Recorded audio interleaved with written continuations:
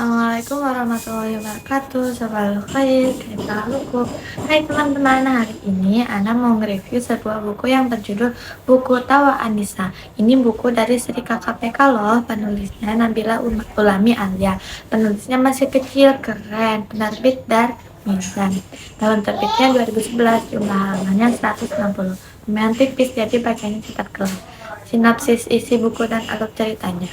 Ceritanya itu tentang Ani yang ketemu murid baru namanya Nisa.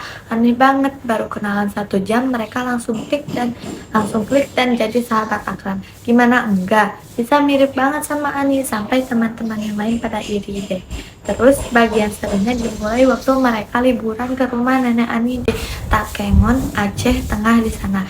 Mereka healing sambil mancing di danau Laut Tawar dan memetik jeruk. Tapi liburan ini jadi penuh tanda tanya. Nenek Ani bilang, bisa mirip banget sama adik Ani yang hilang karena tsunami. Coba bayangin, bisa jangan-jangan adik kandung ini yang hilang belasan tahun lalu.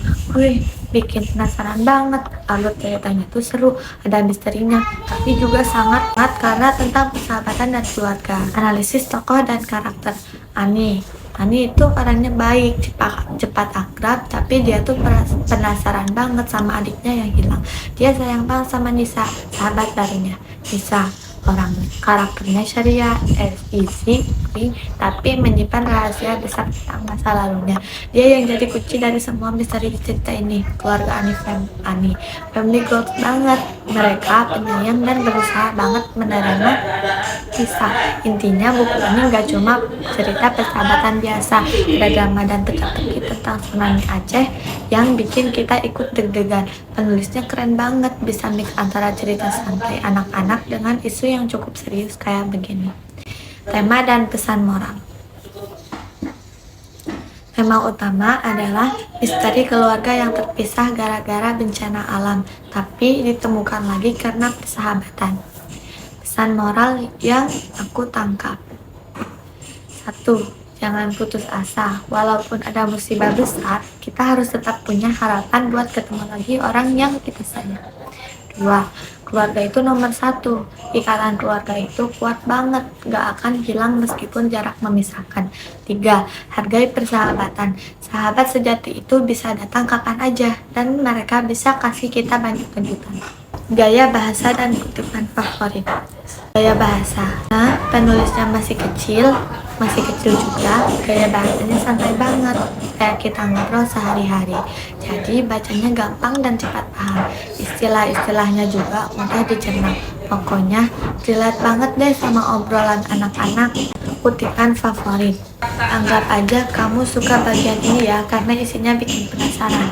Jangan-jangan Nisa itu adikku yang hilang saat tsunami. Masa sih? Nggak usah penasaran lama-lama ah.